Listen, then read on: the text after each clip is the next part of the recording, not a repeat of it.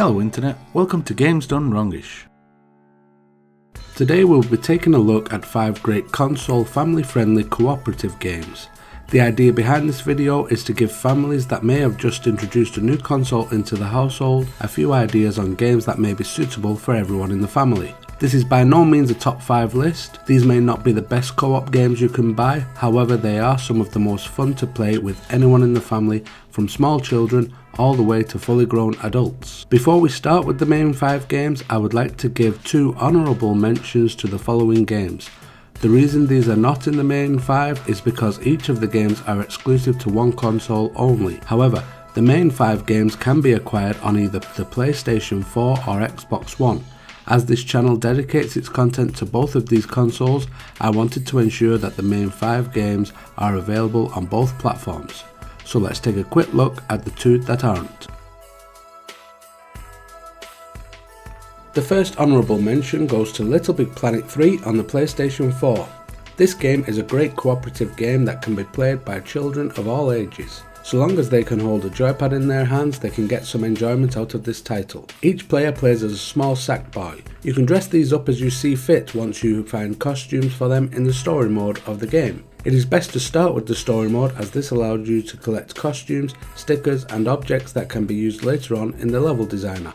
The story mode has quite an extensive list of platforming levels for you to complete. Throughout these levels you will jump, swing and slide your way around while solving small puzzles and, most importantly, collecting all of the collectibles scattered around each level. The great thing about playing this cooperatively is that if you are playing with a younger child or sibling and they cannot quite figure out how to make a certain jump or traversal, the elder, more experienced player can carry on a little further past the obstacle until they find a checkpoint, which will quickly bring the other player back to their location and allow you to carry on together again. This means no one gets left behind or feels the need to give up if one or more of the obstacles are a little too challenging for them. Once you have completed a few levels and gained a bunch of the collectibles, you can head on into the level designer. This is what makes Little Big Planet stand out from other platforming games and gives the game almost unlimited longevity. Here you get to create your very own levels.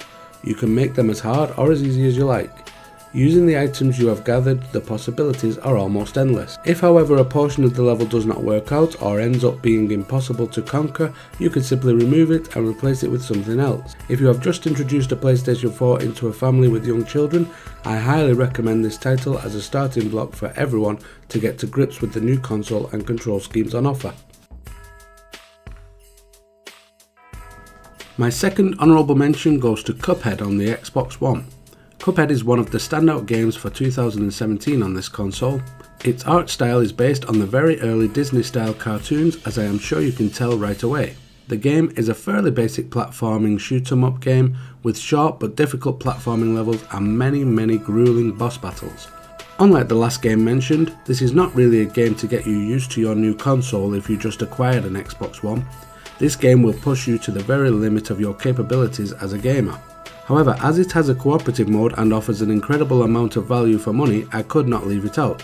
You play the game as 1 or 2 small characters that have cups for heads, hence the name of the game. Actually, the red character is called Cuphead and the blue character is called Mugman, so I guess you could say one has a cup and the other has a mug, but they look pretty similar. Foolishly, your characters ended up making a deal with the devil. Their task is to recover souls from the bosses in the game to try and save their own. At the start of the game you have 2 difficulty modes available. These are simple and regular. While the mode may be named simple, it is far from that for most players. What it does do is usually shorten the boss battles a little by removing one of the phases or possibilities throughout the battle. If you are struggling with the regular mode, it is a good idea to drop down to simple, learn that mode and then knock it back up to regular when you are a little more confident. You will need to do this to collect the souls for the devil, as they cannot be collected on simple. I play this with my 4-year-old son a lot, and when I do, I drop the difficulty down to simple to give us a fighting chance. However, when playing cooperatively, even on simple, the bosses gain much more health and therefore become harder to defeat.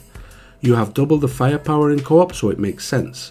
Also, the great thing about co-op is if a player does happen to get defeated, the other player can try to get to them in time and use their slap ability to basically slap them out of it and bring them back into the game.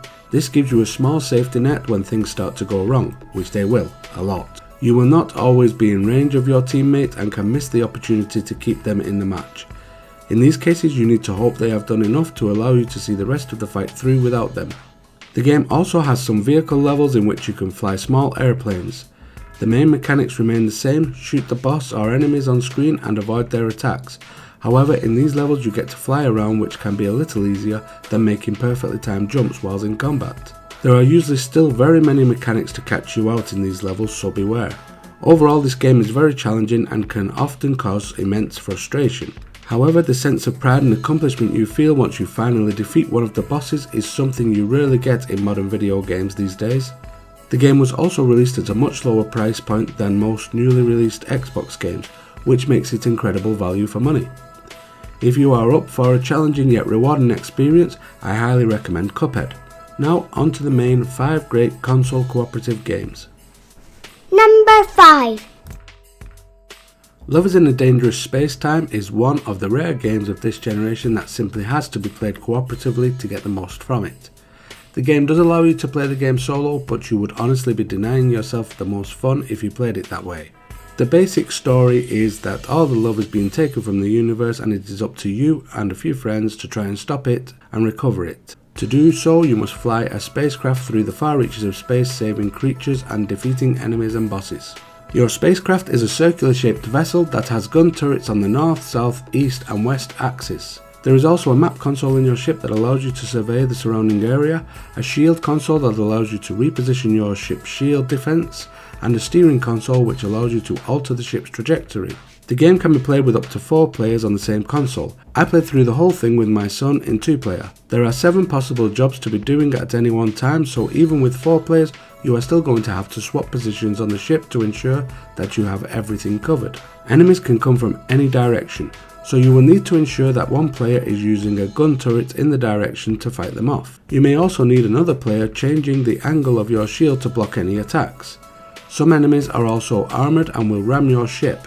If you have the shield preventing them, they will get knocked back and turn around, which makes them vulnerable. You also need to have someone at the wheel to ensure you are heading in the right direction. Each map usually requires you to save 5 or more creatures and then retreat to the giant love heart they unlock somewhere on the map to escape and rescue them. After 4 or 5 levels of this type, you will be confronted with a boss battle. Each boss will have its own attack style and mechanics that you will need to use to defeat it. This is usually blocking its main attacks with your shield while trying to get as many shots in on its weak spot, which is generally pink in colour. Because this game requires some coordination and planning, it gets each player really involved, calling out which turret they will man or if they will get the shield or steering wheel. This creates a superb sense of teamwork and appreciation for each player when you get the job done. I highly recommend giving this game a go if you have 1 or more people to play with. Number 4. The Rayman games have been ongoing for a very long time. A quick look at Wikipedia states that the first Rayman game was released way back in 1995. Back then they were 2D scrolling platformer games. Over the years they have seen many renditions and changes, most notably Rayman 3 or Rayman 3D as it was sometimes called, which was released in the Nintendo 64 era, when all platform games were being changed to 3D just like Mario 64. I am happy to see that these days they have gone back somewhat to their 2D scrolling roots. Whilst this can be classed as a 2.5D platformer as you can bounce to and from the scenes in the background, the main gameplay is centered around the tried and trusted 2D scrolling formula. In this game you play as Rayman. No surprise there. For those unfamiliar with Rayman, he is a gangly fellow that seems to be missing the parts of his body that connects his limbs to his torso. The main aim of the game is to get Rayman through each level by jumping, bouncing, swinging, punching and kicking your way to victory. What makes this game stand out from other Rayman games, and the reason it is on this list, is the multiplayer co-op option. Rayman has accumulated many friends throughout the years. 3 of those have now decided to help Rayman out when required. As such, you and up to 3 friends, siblings or family members can all grab a controller each and control one of these characters. This helps a lot in the game. Now if one of you makes a mistake and another player is still alive, you can float over to the other player in a bubble type state. The other player can then punch or kick the bubble to set you free and allow you to continue. When playing solo, if you make a mistake you are returned to the last checkpoint, which can set you back somewhat, therefore this mechanic can save you a lot of time and effort. This for me makes the game even more enjoyable. The game has lots of collectibles to earn, lots of characters to rescue and save, and lots of bosses to defeat along the way. The levels are pretty varied too. There is one level in which you are bouncing and jumping in time to the classic song Black Betty. I won't spoil that one for you as it is awesome and you just have to play it to appreciate it. The more characters you save on each level, the more levels you can unlock. This can lead you to having to run the same level again sometimes, but when you are playing with other people, it can be a whole new experience each time that puts a smile on your face and gives you hours of enjoyment. This game is great solo, but cooperative, it takes it to another level. Pick it up, you will not be disappointed. Number 3. Plants v Zombies Garden Warfare 2 is your run-of-the-mill shooter type game set in the world of Plants v Zombies. It may not be the most compelling or competitive shooter for most people interested in the genre, however, if you want to introduce a younger sibling, child, cousin, nephew or niece that are a little too young to be playing more violent games such as Call of Duty or Battlefield into the world of shooters, then this may just be the game you are looking for. It has all the game modes you would expect in a modern shooter, such as Team Deathmatch mode, a Capture the Flag mode, Zone Control and more. The mode being shown on screen right now is the Zone Control mode, which is named Gardens and Graveyards. In this mode you vie for control of different zones on the map. If you can eliminate the enemy from those zones and remain uncontested in them long enough, you will conquer the zone and be able to move on to capturing the next one. When time runs out, the team with the most zones wins. Again, as this is centered on the Plants v Zombies universe, it is that which catches younger children's attention. My son is often in stitches seeing zombies dressed up like superheroes, or Venus flytrap type plants popping up and eating the zombies. This and the fact that it has split screen co-op makes it a great game to play with anyone of any age on the same console and have a lot of fun. If you are looking to scratch that shooter itch while playing with someone a little younger, then give this a try. It can be a lot of fun. Number 2. Rocket League is a football or soccer game depending on which part of the world you originate from. The difference being you play this game in rocket-powered cars. You can play in 2v2, 3v3 or 4v4 matches. I prefer the 4v4 mode even when there may only be 2 of you playing in your team. This just gives the game a better team-based feel for me. You do not have a dedicated goalkeeper, therefore it is up to each team member to work together to try and score in the opposing team's goal while defending your own. Due to the fact you are playing in cars with a huge bouncy ball, this can lead to some hilarious physics-based fun. Each car has the ability to jump and use a rocket boost. Timing the boost and lining up the jump can create some great looking goal line saves or goals in the opposite end. Playing this in split screen with a younger family member or friend can be a lot of fun. My son gets very excited when we score and very annoyed when we lose a goal, despite the fact that he spent most of the game driving around the walls and ceiling, because that was hilarious. How on earth can a car drive on the ceiling, he asks, to which I reply, I don't know, but we are losing 2-0 now. He then says, oh, but I want to win. Don't we all? I would say it's not about the winning, it's the taking part that counts, but come on, this is Rocket League, a video game. It's all about the winning. Since release, the developers have been doing a great job at updating the game and keeping it fresh. They often add new cars, decals, tyres and more, including more game modes. Right now the game has a hoops mode in which you basically play a game of basketball in cars. Most of the same rules apply as in the football mode, except in this mode you need to get the ball to bounce into the air and land in the opposing team's hoop. This is easier said than done a lot of the time, but it gives an extra option to the way you play the game, which can only be a good thing. There is also an ice hockey type mode, in which you need to ram a hockey puck into the opposing team goal instead of a ball. The physics of the hockey puck can be a lot different to the ball, so much as I have been known to be on target for a save and then at the last minute hit the jump button and jump over the puck, creating an open goal for the opposing team to take advantage of. This game provides hours and hours of fun, solo or split screen. If you are someone that shares your console with family or friends and gets to play split screen games often, then it is a must have in my opinion. Number 1.